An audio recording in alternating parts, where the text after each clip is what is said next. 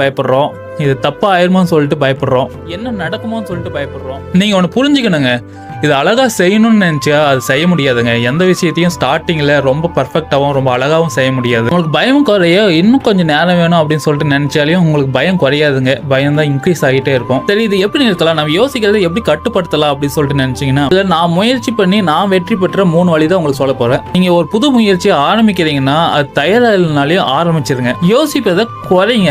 ஒரு முடிவு எடுக்கிறீங்கன்னா அதுக்கு ஒரு டைம் லிமிட் வச்சுக்கங்க. அறிவுசால் திட்டம் இல்லைங்க, ஒரு செயல் தான் வெற்றிக்கு வழிங்க. அடுத்த முறை உங்க மனசு இது மாதிரி சொல்லுச்சுன்னா தோல்வி ஆயிருமோ, நீங்க அதுக்கிட்ட திருப்பி சொல்லுங்க, வெற்றிக்கு தான் ஒரு வழி இருக்கு.